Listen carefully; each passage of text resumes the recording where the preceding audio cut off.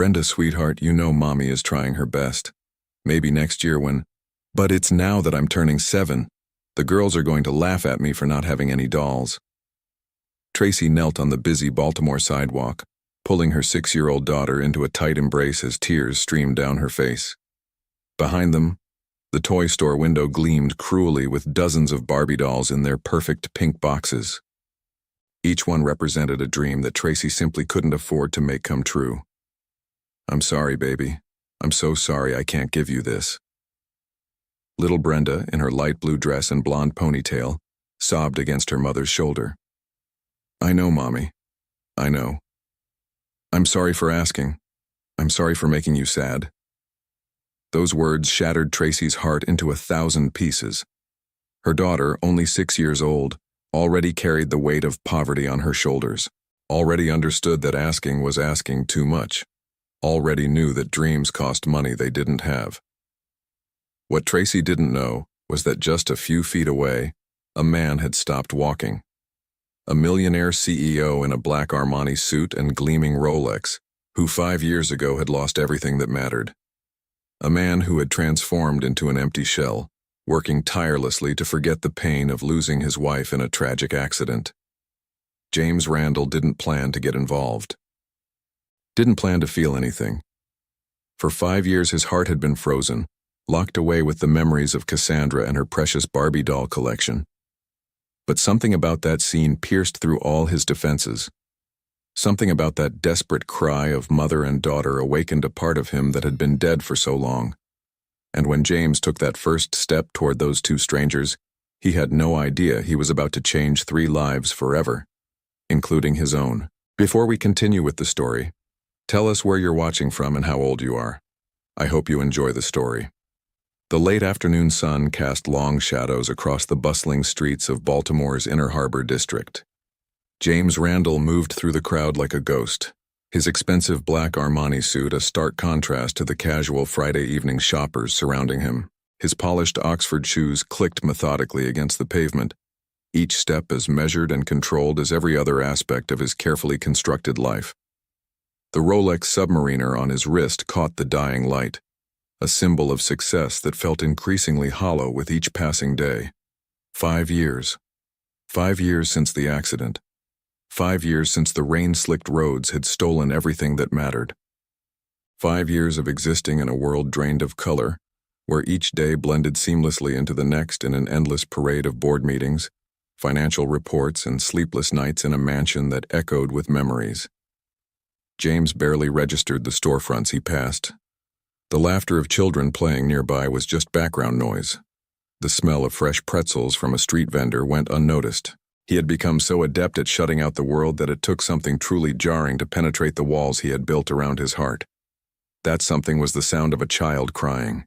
Not the tantrum of a spoiled child denied a toy, but the broken, heartbreaking sobs of genuine disappointment, mixed with the painful awareness that comes too early to some children, the knowledge that life is not fair, and that sometimes love is not enough to give you what you want. James stopped walking. His blue-gray eyes, which colleagues described as cold and calculating, lifted from the pavement to search for the source of the sound. What he saw made something crack in the carefully maintained armor around his heart.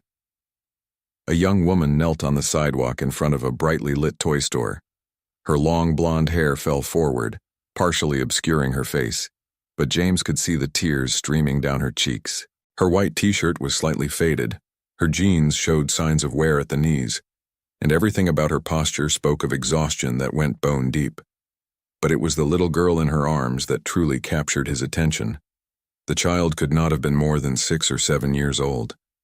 Her blonde hair was pulled back in a high ponytail, and she wore a simple light blue dress with tiny white flowers.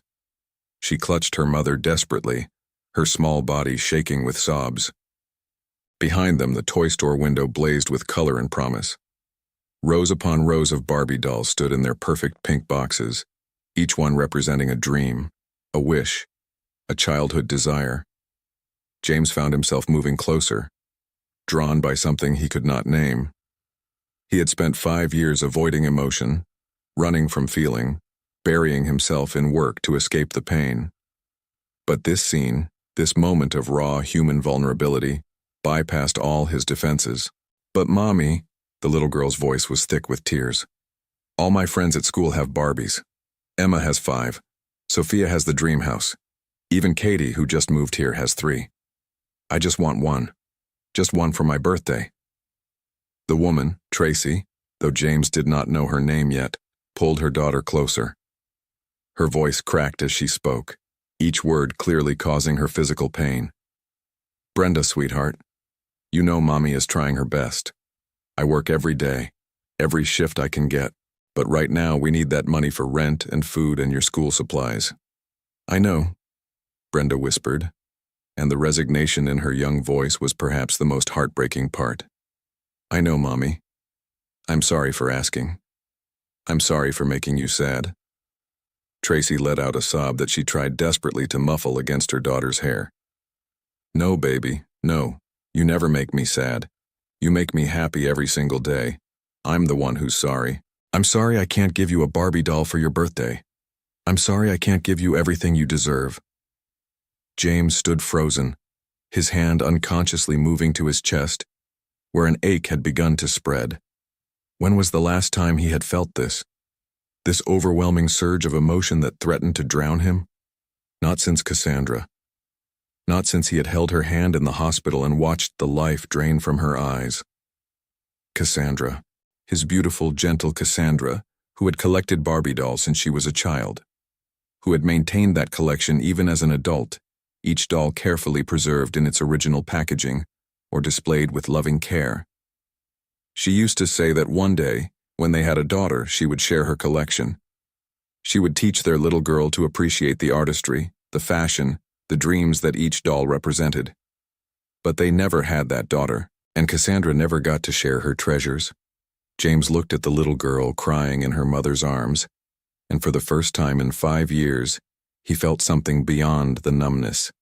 He felt the stirring of purpose, the whisper of meaning, the ghost of the man he used to be before tragedy had hollowed him out.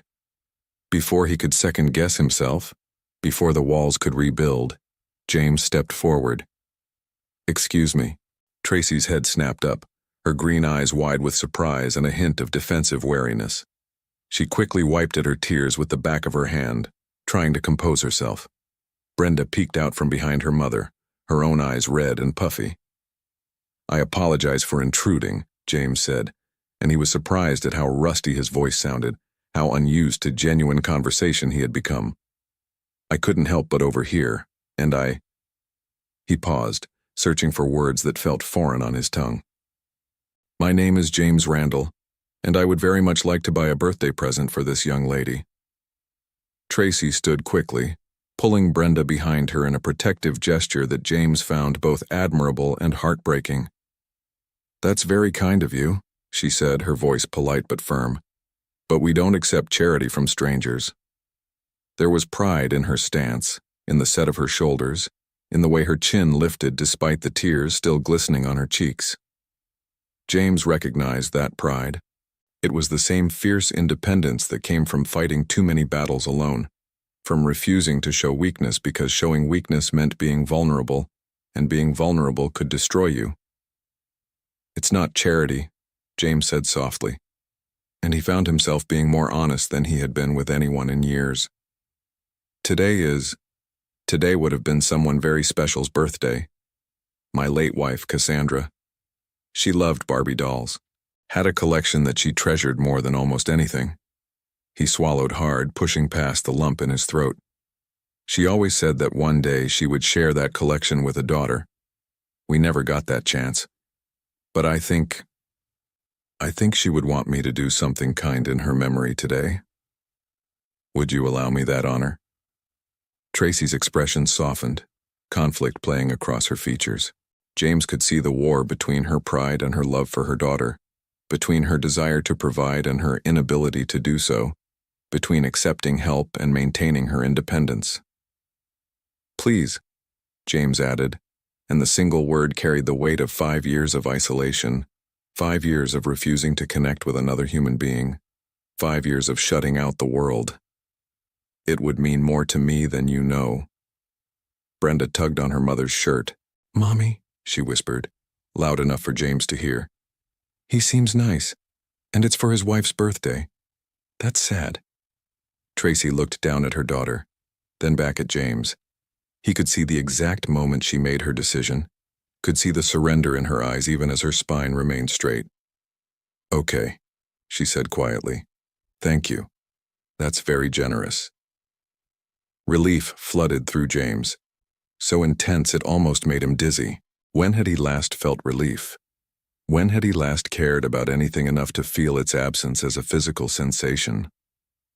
The three of them entered the toy store together, and James was immediately assaulted by a riot of color and sound that felt almost offensive after the muted palette of his life.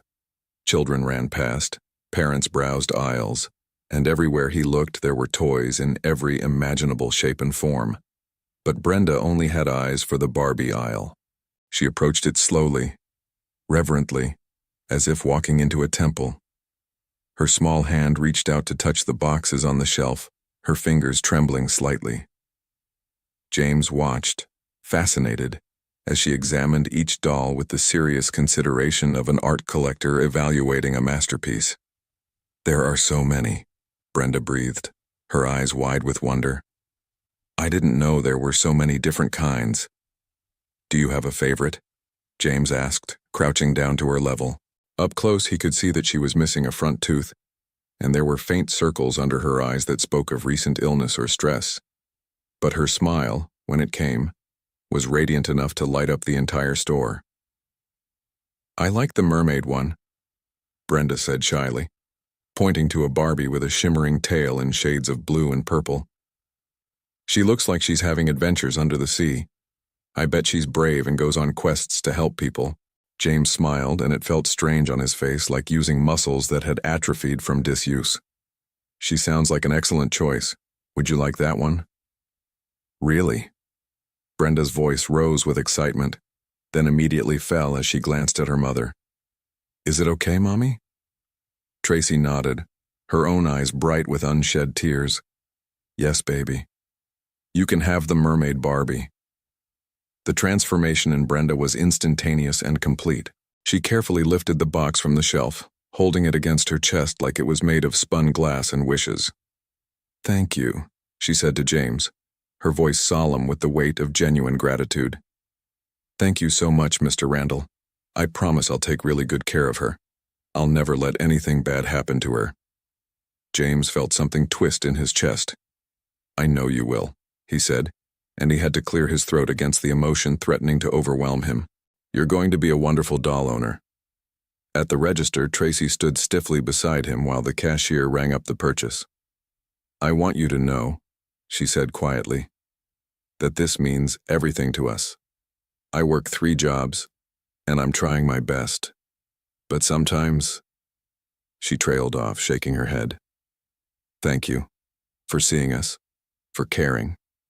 Most people just walk past. I almost did, James admitted, surprising himself with his honesty. I've spent the last 5 years walking past everything and everyone. But something about you and your daughter, I couldn't walk past this time. Tracy looked at him then, really looked at him, and James had the unsettling feeling that she was seeing more than he usually allowed people to see. I'm sorry about your wife, she said softly. Losing someone you love. There's no pain quite like it. No, James agreed, accepting the shopping bag from the cashier and handing it to Brenda. There isn't. Outside the store, the evening had deepened into twilight. The streetlights were beginning to flicker on, casting pools of warm light across the busy sidewalk. Brenda clutched her new treasure, talking animatedly to the doll through the clear plastic window of the box. Well, Tracy said, shifting her worn cloth bag from one shoulder to the other. Thank you again, James. This was incredibly kind of you. James nodded, suddenly reluctant to let them walk away. For the first time in 5 years, he was not eager to return to his empty mansion, to the silence that waited there, to the loneliness that had become his only companion. It was my pleasure, he said. Truly. Tracy smiled, and James noticed that despite her obvious exhaustion, Despite the worn clothing and the worry lines around her eyes, she was beautiful in a way that had nothing to do with conventional attractiveness and everything to do with inner strength and unconquerable spirit. "Say goodbye, Brenda," Tracy prompted gently, but Brenda surprised them both by darting forward and wrapping her small arms around James's waist. "Thank you, thank you, thank you," she said, her voice muffled against his suit jacket. "You're my favorite person in the whole world." James stood frozen for a moment, his arms hanging awkwardly at his sides. When was the last time someone had hugged him? When was the last time he had allowed himself to be touched with genuine affection? Slowly, carefully, as if handling something infinitely precious and infinitely fragile, he placed his hands on the little girl's back and returned the embrace. "You're very welcome, Brenda," he said, his voice rough with emotion. "Happy almost birthday." When Brenda finally pulled away, Tracy took her hand. "Come on, sweetheart. We need to catch our bus." James watched them walk away, mother and daughter hand in hand, Brenda clutching her Barbie doll and chattering excitedly. He watched until they turned the corner and disappeared from view. Then he stood there for several more minutes, in the middle of the busy sidewalk, feeling as if he had just woken from a very long sleep. The ache in his chest had not faded. If anything, it had grown stronger. But for the first time in 5 years, James Randall realized that he wanted it to stay. Because feeling pain meant feeling something, and feeling something meant being alive. He pulled out his phone and canceled his evening meetings. Then he walked home through the darkening streets, and for the first time in longer than he could remember, he noticed the beauty of the city around him. The way the lights reflected off the harbor, the sound of music drifting from restaurants, the laughter of couples walking arm in arm. That night in his mansion in Roland Park, James stood in front of the door he had not opened in 5 years. The door to the master bedroom he had shared with Cassandra.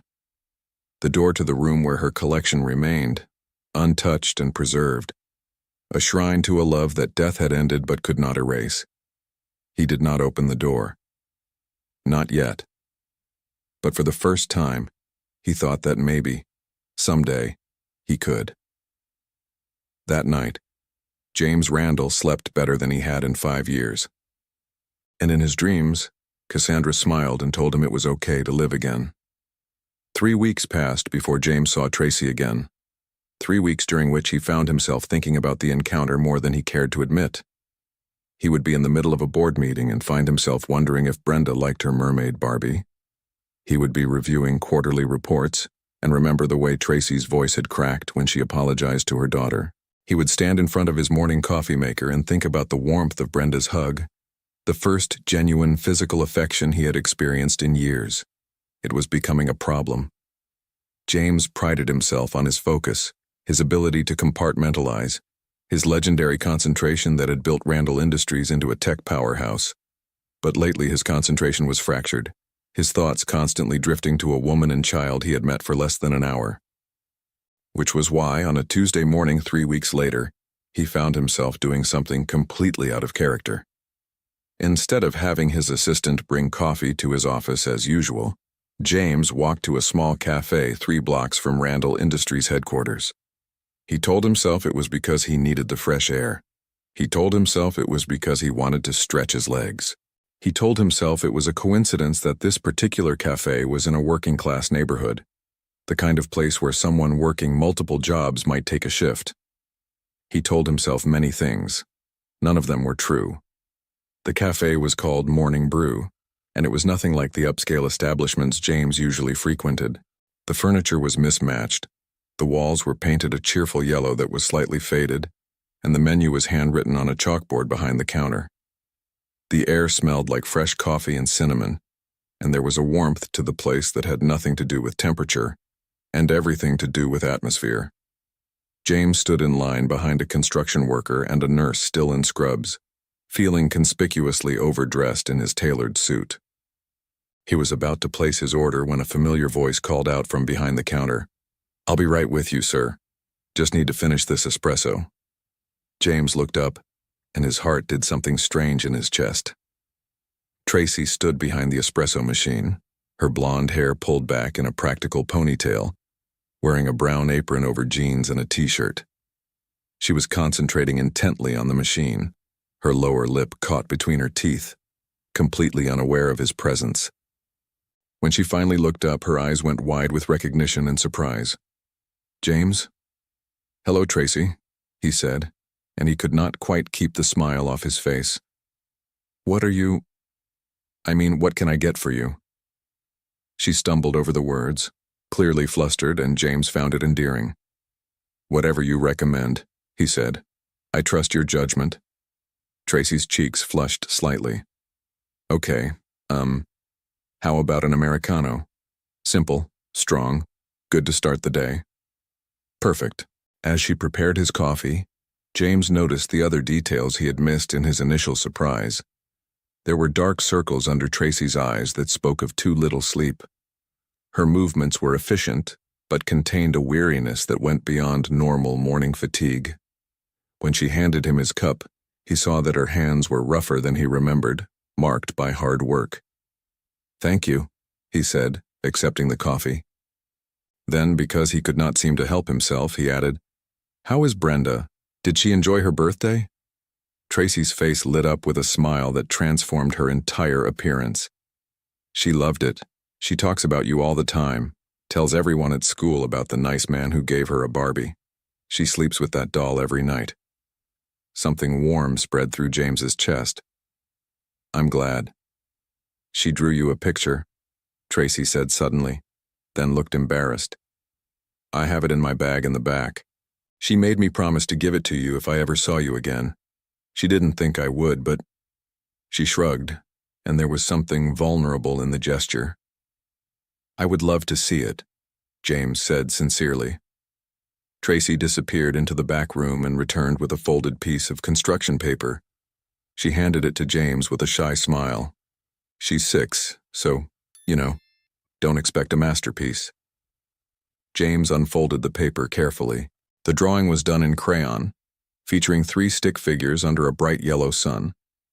One figure wore a black rectangle that was presumably a suit. One had long yellow hair, and one small figure with a ponytail held what was clearly meant to be a Barbie doll. Above them, in careful printed letters, Brenda had written, "Thank you, James. You are nice." James stared at the drawing for a long moment, his throat tight. "This is wonderful," he managed to say. "Tell her thank you, and that I'll treasure it." "Really?" Tracy looked surprised. "You don't have to just say that." "I'm not," James said firmly. "I mean it."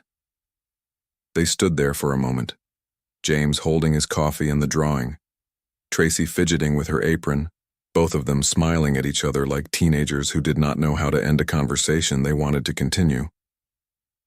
"Well," Tracy finally said, "I should probably.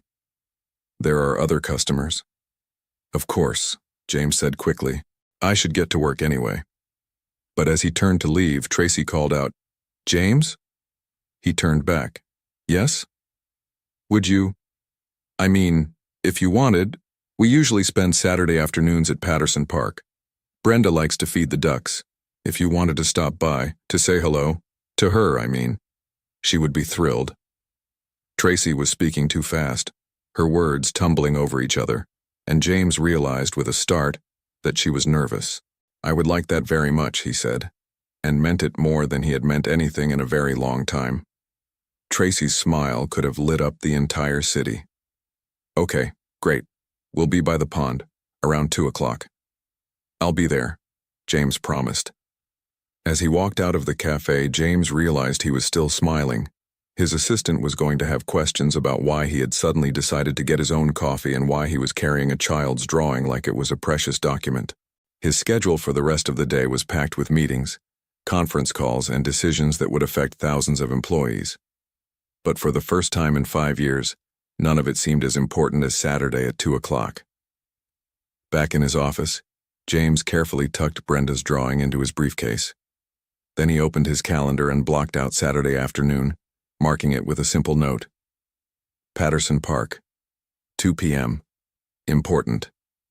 His assistant knocked on his door with questions about the quarterly earnings report. His CFO needed sign-off on a major acquisition. His lawyers were waiting for his input on a contract dispute. But James's mind kept drifting to Saturday, to a park, to a woman and a little girl who had somehow managed to do what 5 years of therapy and well-meaning friends could not. They had reminded him how to feel. Saturday arrived with the kind of perfect autumn weather that Baltimore was famous for. The sky was impossibly blue, decorated with wisps of white clouds. The air was crisp without being cold, carrying the scent of fallen leaves and the promise of approaching winter. James stood in front of his closet, staring at racks of expensive suits and designer casual wear, feeling ridiculously anxious about what to wear to a park. He finally settled on dark jeans, a navy blue sweater, and a leather jacket. It was the most casual he had dressed in years, and he felt oddly exposed without the armor of his business attire. He left his Rolex at home, choosing a simpler watch. Small changes, but significant ones. Patterson Park was one of Baltimore's oldest public parks, a sprawling green space that had served the community for over a century. James had driven past it countless times but had never actually visited. Why would he? Parks were for families, for children playing, for couples walking hand in hand. Parks were for people who were living, not merely existing. He found Tracy and Brenda by the pond, exactly where Tracy had said they would be. Brenda was throwing pieces of bread to a group of ducks that quacked and jostled for position. Tracy sat on a bench nearby, watching her daughter with a soft smile. She wore jeans and a green sweater that brought out the color of her eyes, and her blonde hair was loose, falling past her shoulders. "James!" Brenda spotted him first, her voice high with excitement. She dropped her bag of breadcrumbs and ran toward him, her ponytail bouncing. "You came. Mommy said you might be too busy, but you came."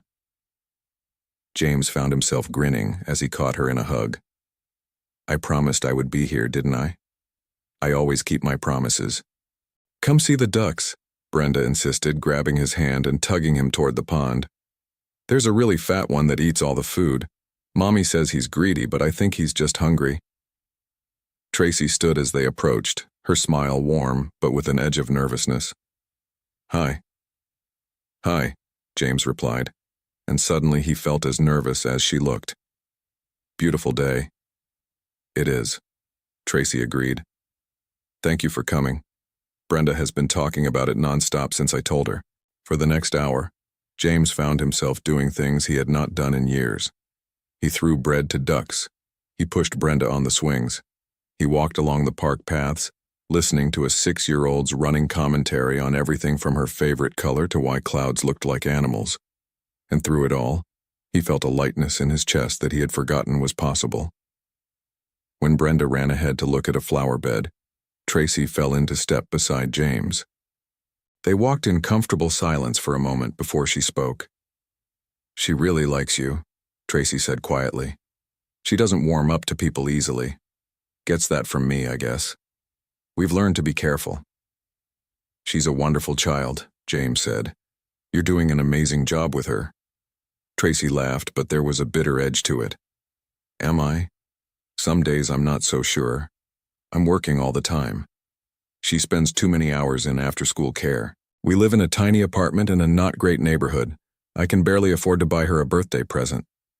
James stopped walking and turned to face her. "Tracy, listen to me. That little girl is happy. She's kind. She's imaginative. She's compassionate. Those things don't happen by accident. They happen because someone is raising her with love and attention and care. You're doing more than an amazing job. You're doing everything right." Tracy's eyes filled with tears. "You don't know how much I needed to hear that," she whispered.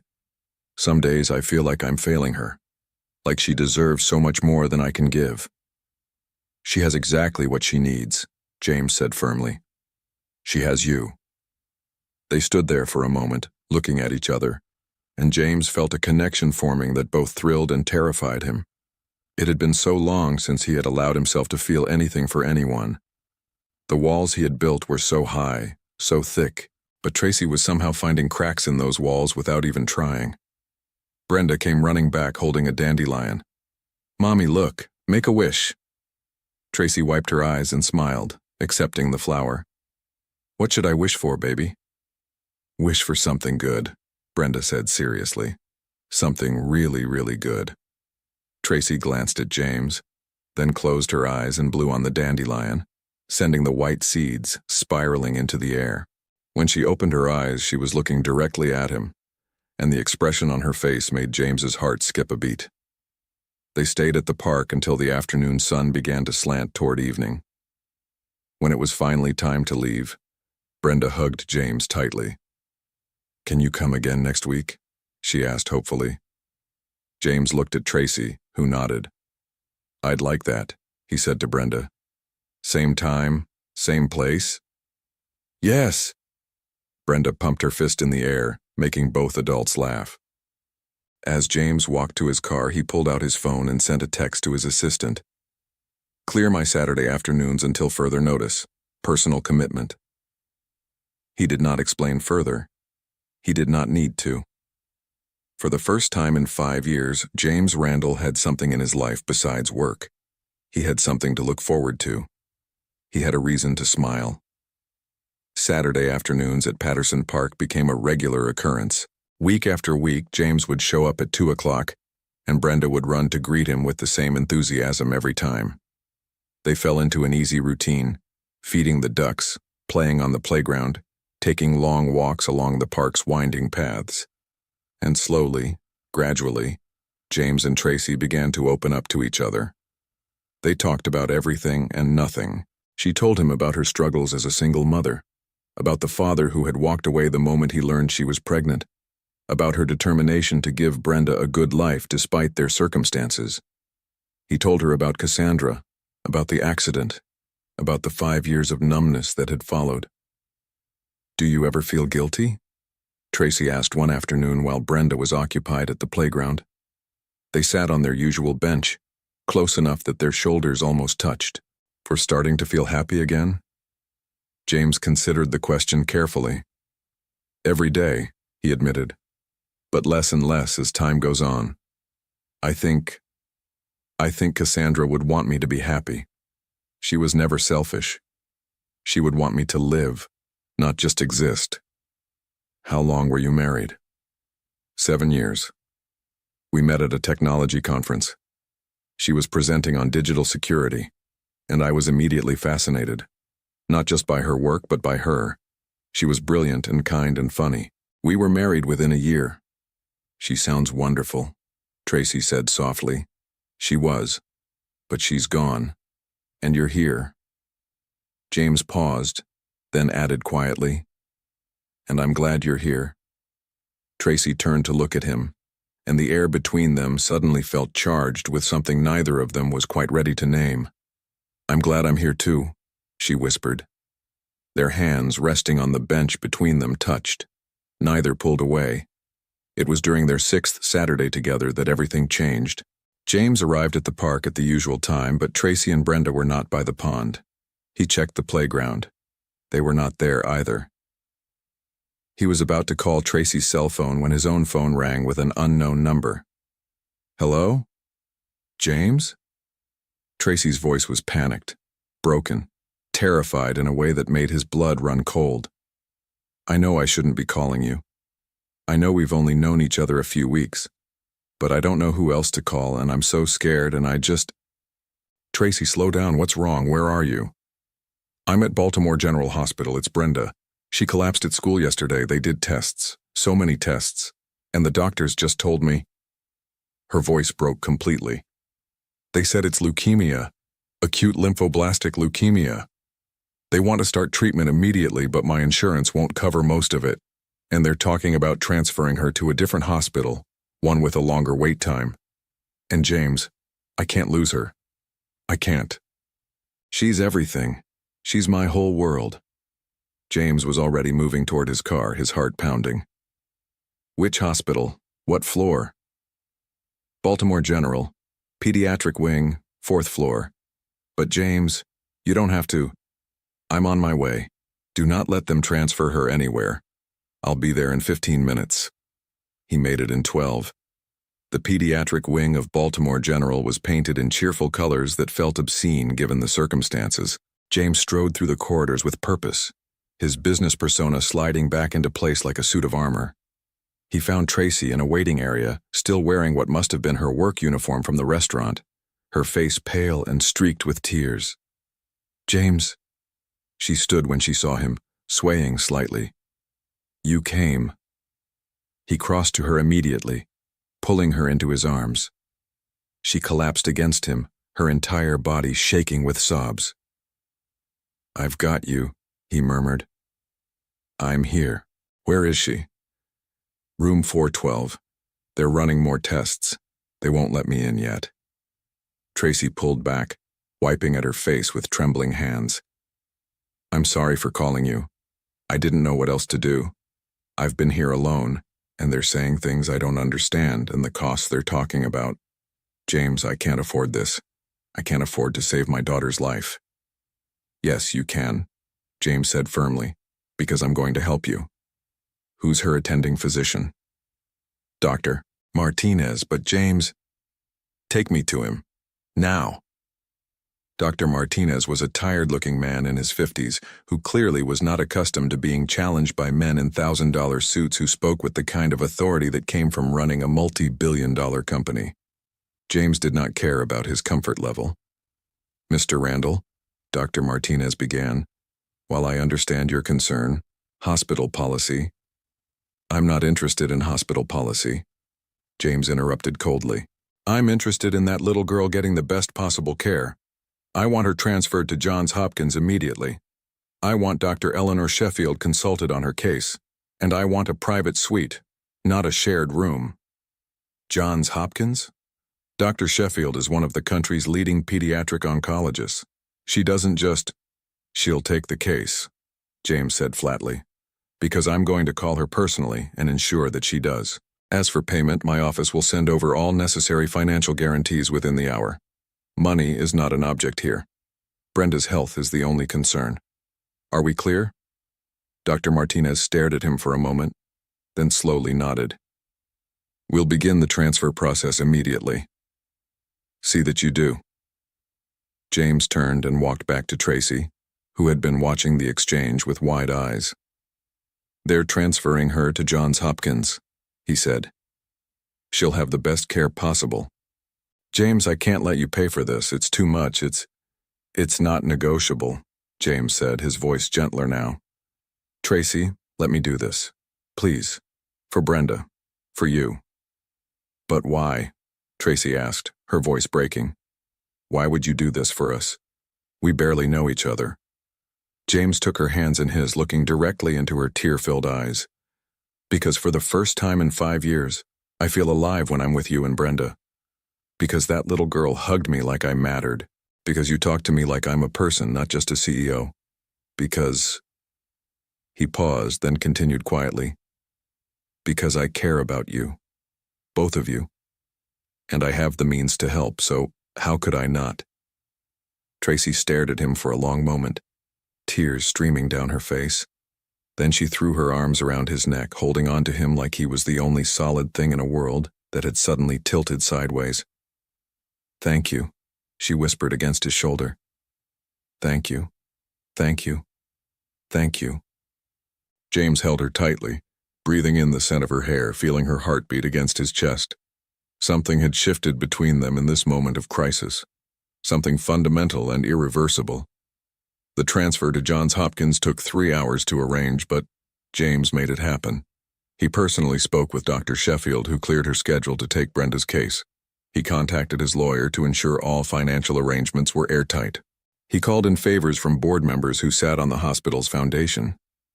By 8 o'clock that evening, Brenda was settled in a private suite at Johns Hopkins Hospital, surrounded by the best medical technology available. Dr. Sheffield had already examined her and started developing a treatment plan. The little girl was scared but trying to be brave, her hand clutching her mermaid Barbie doll. "Is this because I was bad?" Brenda asked her mother in a small voice. "Is that why I got sick?"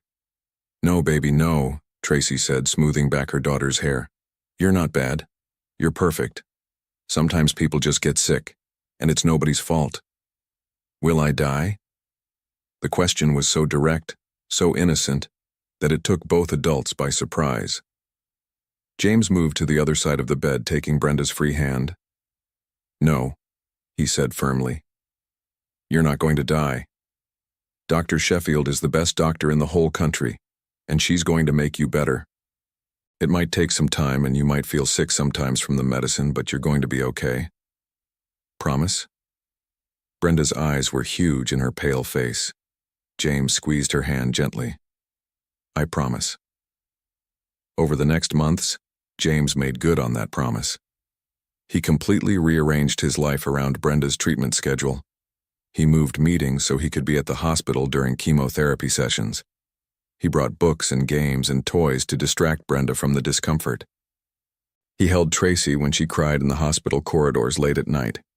He researched leukemia treatments until he knew almost as much as the doctors. And slowly, gradually, Brenda began to respond to treatment. The cancer markers in her blood started to decrease. Her energy levels began to return. Color came back to her cheeks. Dr. Sheffield was cautiously optimistic. Tracy continued to resist accepting more help than necessary, her pride still firmly intact. But James was persistent. When he discovered that she was still working her evening shift at the restaurant and then spending all night at the hospital, he had a conversation with her employer and arranged for paid leave. When he found out she had not eaten in 2 days because she was saving money, he started having meals delivered to the hospital. When her landlord threatened eviction for missed rent, James paid 6 months in advance anonymously. "You're impossible," Tracy told him one evening as they sat in Brenda's room, watching her sleep peacefully for the first time in days. "I prefer generous," James replied with a small smile. "Stubborn. Determined. Overbearing. Caring." Tracy laughed, the first real laugh James had heard from her in weeks. "Okay, you win. You're caring." "I am," James said seriously, his eyes meeting hers across the dim room. "I care about her, and I care about you." "James," Tracy began, but he gently interrupted. "You don't have to say anything. I'm not asking for anything. I just wanted you to know." But Tracy slid her chair closer to his until their shoulders touched. "I care about you too," she whispered. "More than I should, probably. More than is wise. Given what? Given that I'm a mess. Given that I have nothing to offer you. Given that your world and mine are so different they might as well be on separate planets." James took her hand, lacing their fingers together. "I don't want someone from my world, I want you." They sat there in the quiet hospital room, holding hands while Brenda slept, and neither one said anything more. They did not need to. Some things did not require words.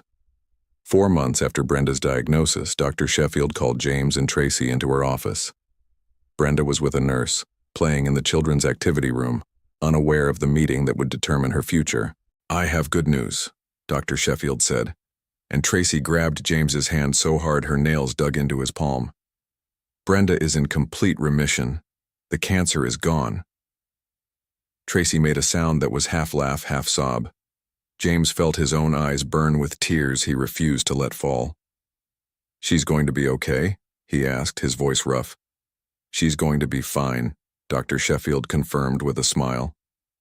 "We'll need to monitor her closely for the next few years, and she'll need to continue with maintenance therapy for a while.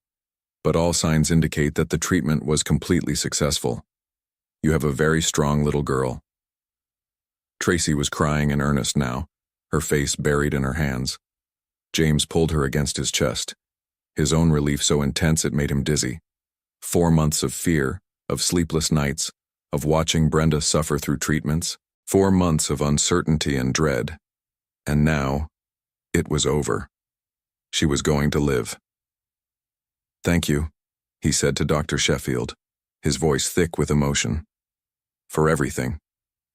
"Thank you for ensuring she got the best care," Dr. Sheffield replied.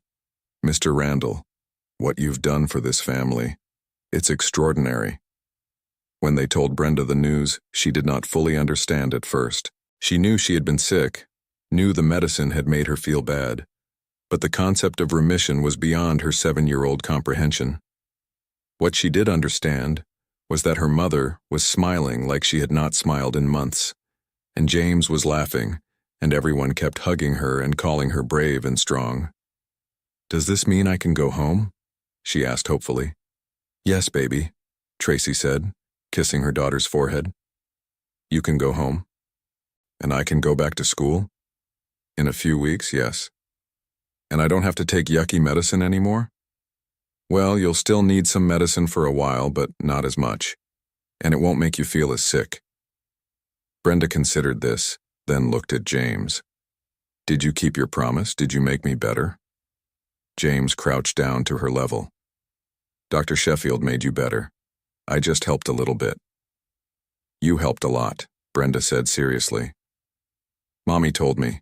You made sure I got the best doctor and the best hospital and everything. So thank you." Then she hugged him, and James felt something inside his chest crack wide open. He loved this child.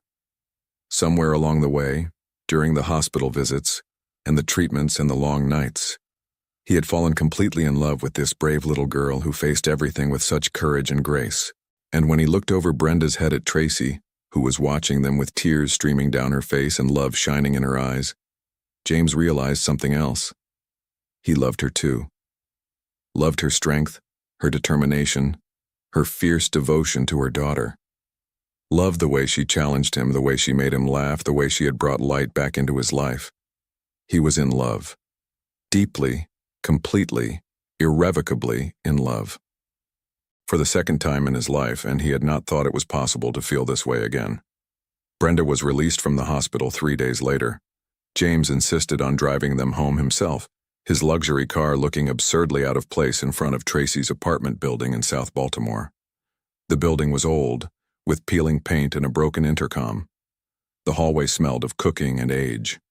Tracy's apartment was on the 3rd floor, and there was no elevator. James carried Brenda up the stairs despite her insistence that she could walk.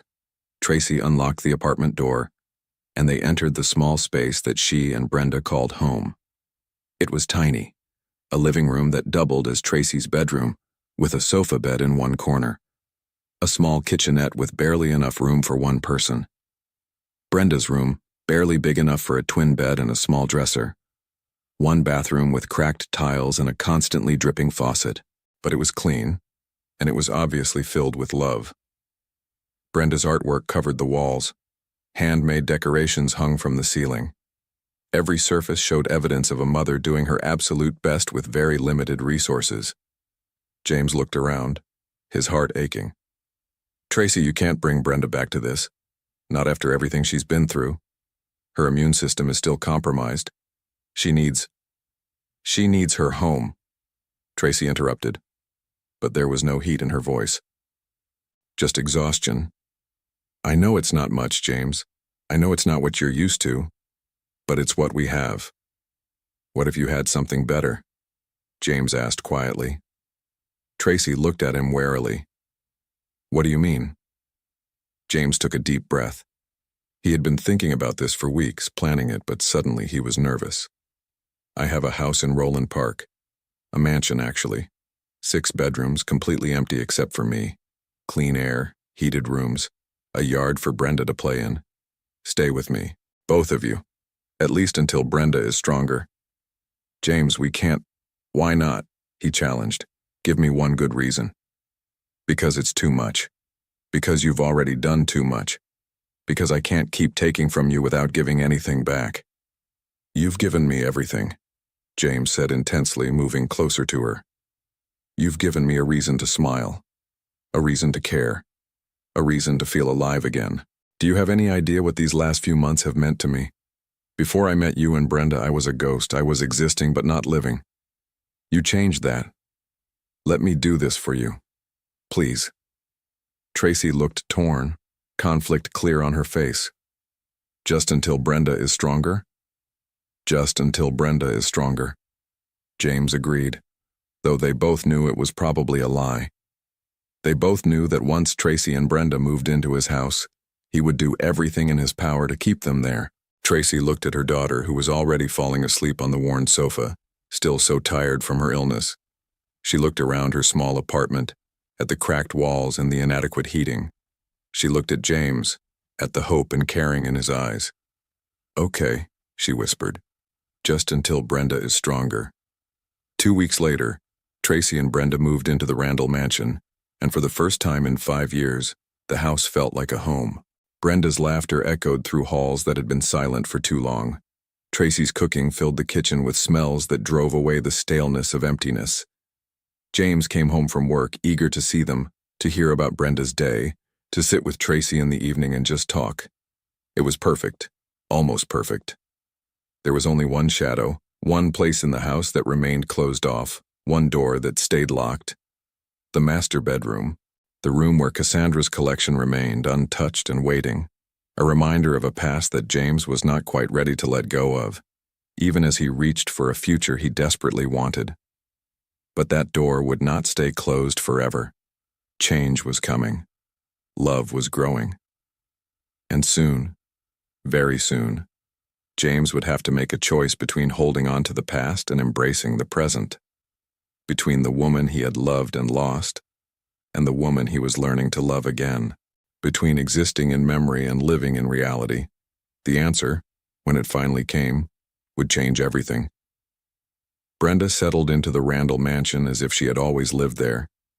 Within days, she had explored every room except one, made friends with Mrs. Morris, the housekeeper, and declared the library her favorite room in the whole house. James converted one of the spare bedrooms into a perfect little girl's paradise, decorated in purples and pinks with bookshelves lining the walls and a window seat overlooking the garden. Tracy was more reserved, still clearly uncomfortable with the luxury surrounding them. She insisted on doing her own laundry, cooking meals despite Mrs. Morris' offers to help, and maintaining some semblance of independence even while living in James's home. But slowly James could see her beginning to relax, beginning to accept that maybe, just maybe, it was okay to let someone take care of her for once. 3 months passed. Brenda grew stronger every day, her hair starting to grow back after the chemotherapy. Her checkups with Dr. Sheffield continued to be positive. Color returned to her cheeks, energy returned to her step. She went back to school part-time, and her teachers reported that she was doing wonderfully. And through it all, James and Tracy circled each other, drawn together but both afraid to take the final step, both held back by different fears. James was terrified of betraying Cassandra's memory. Tracy was terrified of getting too comfortable in a life that might disappear at any moment. It was the anniversary of Cassandra's death that finally forced everything to a head. James woke that morning with a familiar ache in his chest, a heaviness that had accompanied this date for 5 years. He went through the motions of getting ready for work, but his mind was miles away, lost in memories of rain-slicked roads and the sound of screeching tires. Tracy found him standing in the hallway outside the master bedroom, staring at the closed door as if it held all the answers to questions he had not yet learned to ask. "Are you okay?" she asked softly, though she clearly already knew the answer. "5 years ago today," James said, his voice hollow. "I lost everything. We were coming home from a birthday dinner. It was raining. I was driving. A car ran a red light and—" He stopped, unable to continue. Tracy moved to stand beside him, close but not touching. "I'm sorry," she said simply. "I know that doesn't help, but I am." "Do you think it's possible to love two people?" James asked suddenly, turning to look at her. "Not at the same time, but consecutively.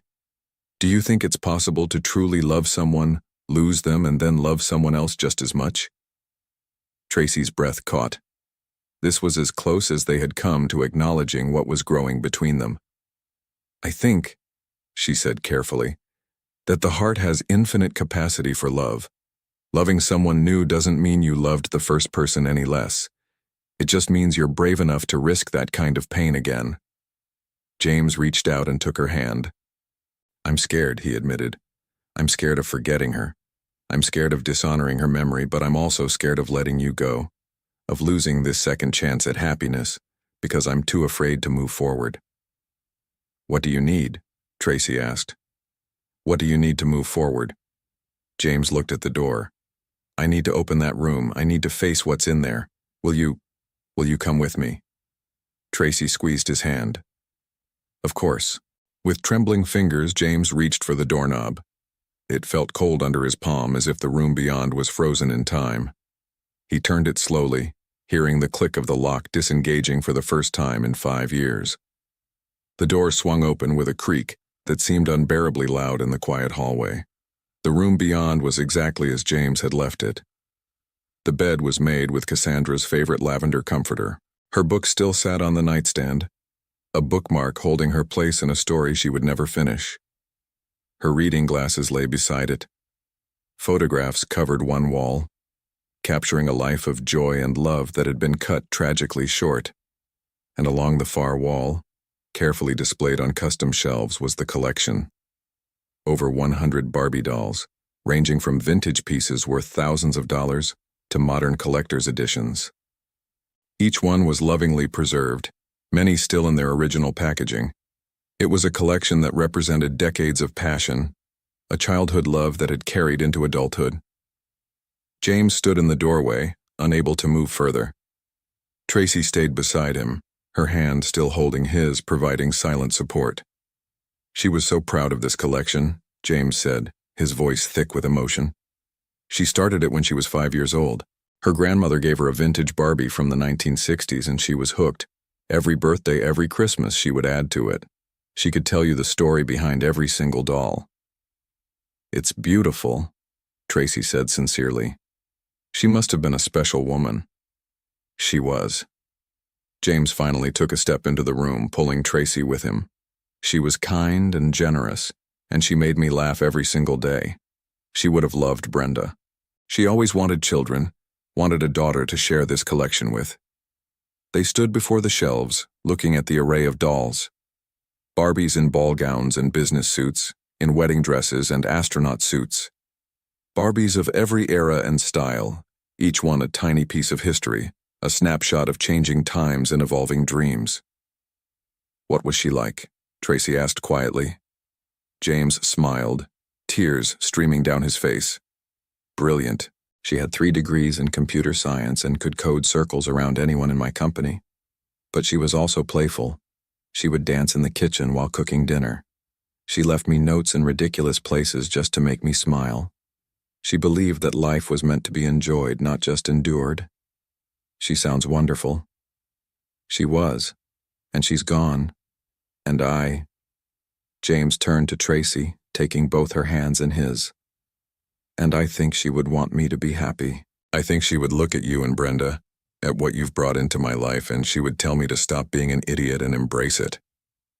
Tracy laughed through her own tears. You think she would call you an idiot? Oh, definitely. She called me an idiot at least once a week. Usually when I was being stubborn or overthinking things. James pulled Tracy closer. I'm in love with you, Tracy. I have been for months, and I'm tired of being scared. I'm tired of hiding behind the past. I want a future, with you and Brenda, if you'll have me. Tracy's eyes widened. James, are you sure? This is a big step. This isn't just dating. I'm talking about forever, James said firmly. I'm talking about being a family. The 3 of us. I want to legally adopt Brenda. I want to marry you. I want to wake up every morning in a house filled with laughter and love. I want to build a life together. But what about all this? Tracy gestured at the room, at the collection, at the remnants of James's life with Cassandra. This stays, James said. These memories stay. This collection stays. But it doesn't have to be a shrine anymore. It can be what Cassandra always wanted it to be. Something to share with a child. With Brenda. As if summoned by the sound of her name, there was a small knock on the open door. Brenda stood in the hallway wearing her favorite purple pajamas, her hair tousled from sleep. Mommy? James? What's wrong? Why are you crying? Tracy and James exchanged a look. Then James crouched down and held out his hand. Come here, princess. There's something we want to show you. Brenda approached slowly, her eyes widening as she took in the room, as she saw the collection displayed on the walls. Wow, she breathed. Are those all Barbies? They are, James confirmed. They belong to someone very special to me. Her name was Cassandra and she was my wife. She died 5 years ago, and I've kept this room closed ever since. Brenda's young face filled with sympathy. That's sad. It is. But you know what? I think Cassandra would be very happy to know that I met you and your mommy. And I think she would love for you to see her collection. Maybe even play with some of the dolls if you promise to be very careful. Really? Brenda's eyes went huge. I could play with them? Some of them, James clarified. A lot of these are very valuable and should stay in their cases. But there are plenty that were meant to be enjoyed, not just looked at. Brenda moved reverently toward the shelves, her small hand reaching out to touch one of the cases. She must have really loved Barbies. She did, James agreed, almost as much as she loved making people happy. I would have liked her, Brenda said decisively. Then she turned back to James and Tracy, and her expression became serious in that way that children sometimes have when they seem older than their years. Are you two going to get married? Tracy gasped. Brenda, that's not… Yes, James said simply, standing up and pulling Tracy against his side. If your mother says yes, then yes, we are. Brenda's face lit up like Christmas morning. Really? So James would be my daddy for real? Would you like that?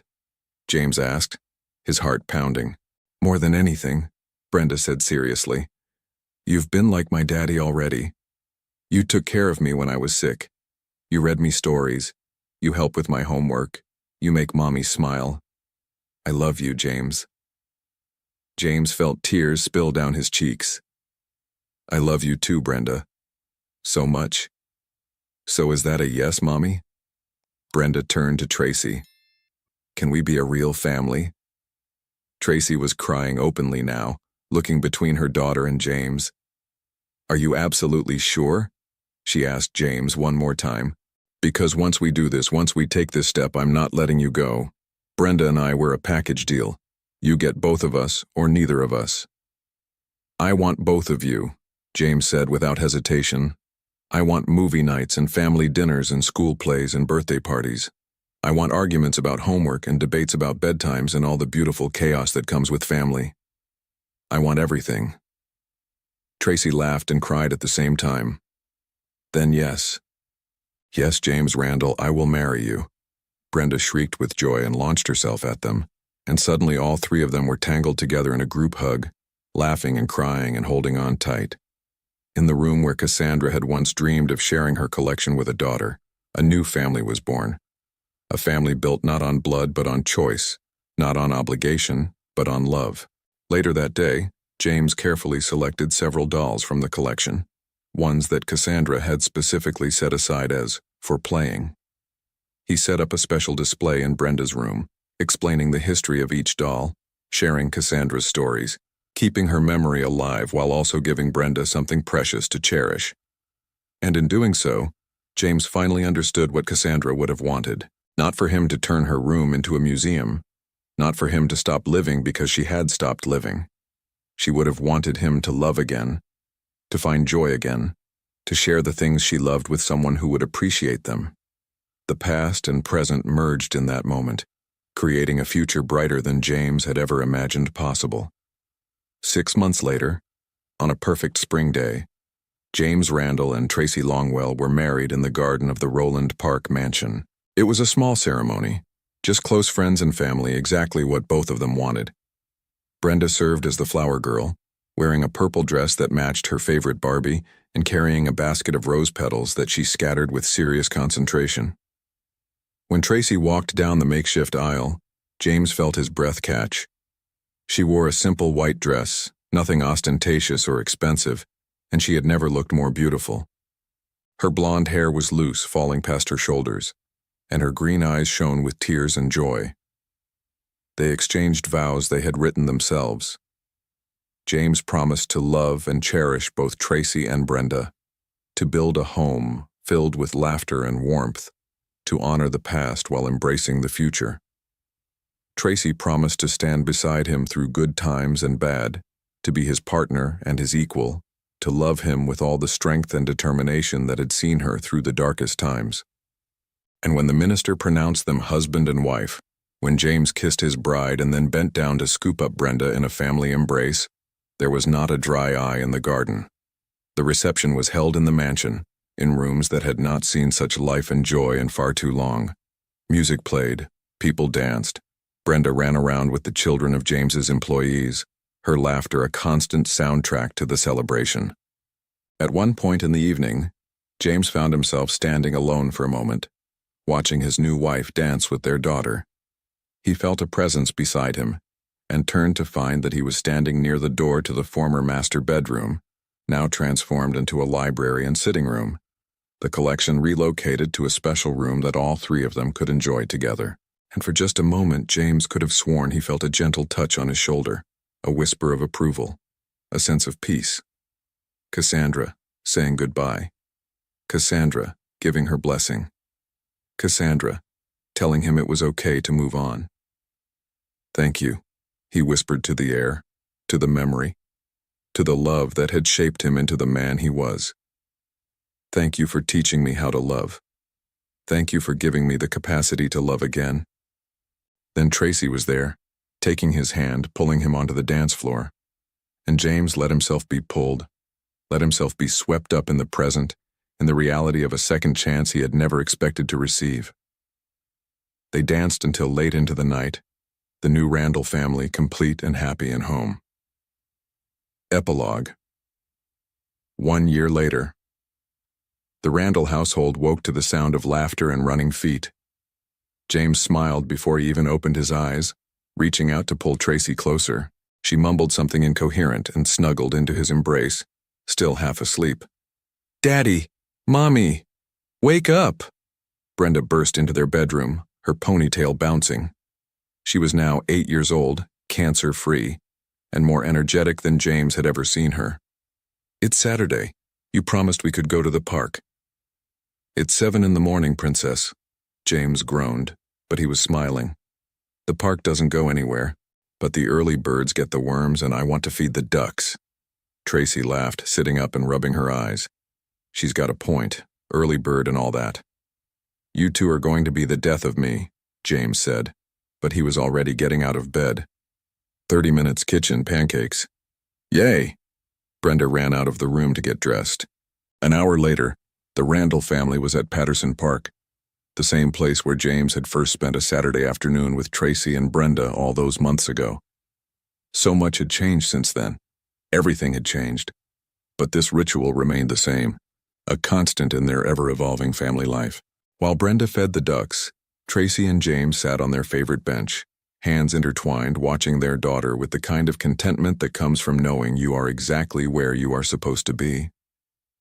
"I have something to tell you," Tracy said suddenly, a nervous edge to her voice. James turned to look at her, concerned. "What's wrong?"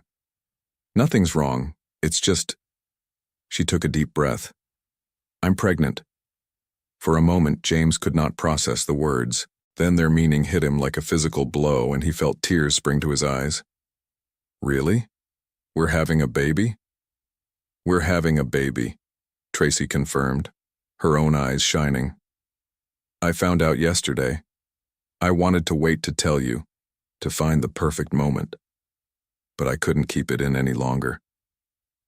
James pulled her into a fierce embrace, his heart so full he thought it might burst. Another chance. Another blessing. Another piece of the family they were building together. "Cassandra would be so happy," he whispered against Tracy's hair. "She always wanted children. She would love that her collection is going to be shared with 2 kids instead of 1. "I think she'd be happy that you're happy," Tracy said softly. "That you found love again. That you're living fully instead of just existing." They sat there for a long moment, holding each other, watching Brenda play, dreaming about the future that stretched out before them, bright and full of promise. Later that day, they told Brenda she was going to be a big sister. Her excitement was immediate and overwhelming. She immediately began planning how she would teach the baby everything she knew, how she would share her toys and books, how she would be the best big sister in the whole world. That evening, as the three of them, soon to be four, sat together in the living room, Brenda asked to see the collection again. They went together to the room James had designed specifically for Cassandra's dolls. A beautiful space with perfect lighting and climate control, where the collection was displayed with love and respect. Brenda stood in front of the shelves, studying each doll carefully. "When the baby comes," she said seriously, "can we share these with them too?" "Of course," James said. "That's exactly what they're for, to be shared and loved." "Good," Brenda said, satisfied, "because Cassandra wanted to share them with a daughter, right? Well, now she has me, and soon she'll have another one if it's a girl, or a son if it's a boy." And her wish came true, even if it happened differently than she thought. James felt his throat tighten with emotion. Out of the mouths of babes came wisdom. Cassandra's dream had come true, just not in the way anyone expected. But that was life. It rarely went according to plan, but sometimes, if you were very lucky, it gave you something even better than what you planned. That night, after Brenda was asleep and Tracy was resting, James stood in the room with the collection, looking at the photographs of Cassandra he had placed among the dolls. She smiled out at him from various moments in their life together, frozen in time, forever young, forever happy. "I hope you can see this," he said quietly to her image. "I hope you know that I never forgot you, that I will never forget you. But I'm living again, Cassandra, I'm loving again. And I think that's what you would have wanted." The room was silent, but James felt at peace. The past and present had finally merged into a coherent whole. He could honor Cassandra's memory while building a future with Tracy and their children. One did not negate the other. Love did not diminish love. It multiplied it. James turned off the light and closed the door gently behind him. Tomorrow would bring new challenges, new joys, new moments to cherish. But tonight, he had everything he needed: a wife he adored, a daughter who filled his days with laughter, and another child on the way. The man who had stood on a crowded Baltimore street nearly 2 years ago, empty and lost and merely existing, was gone. In his place was James Randall, husband and father, a man who had learned that the human heart's capacity for love is infinite, that second chances are real, and that sometimes the most beautiful families are the ones we build from the broken pieces of our lives. As he slipped into bed beside his sleeping wife, James thought about that day he had heard a little girl crying over a Barbie doll. He thought about how he almost walked past, how close he had come to missing this entire beautiful life because he was too lost in his own pain to notice the opportunity for joy right in front of him. But he had stopped. He had listened. He had cared. And that simple act of kindness had changed everything. Tracy stirred beside him, her hand moving to rest protectively over her still flat stomach where their child grew. James covered her hand with his own and closed his eyes, a smile on his lips. This was home. This was family. This was love. And it was more than enough. It was everything. We'd love to hear your thoughts on this beautiful love story. Let us know what you thought of this tale full of emotions and surprises. Tell us your name, where you're watching from, and rate this story from 0 to 10 if it touched your heart. And if you enjoyed the plot, don't forget to leave a like and subscribe to the channel so you don't miss the amazing new stories coming soon. See you next time.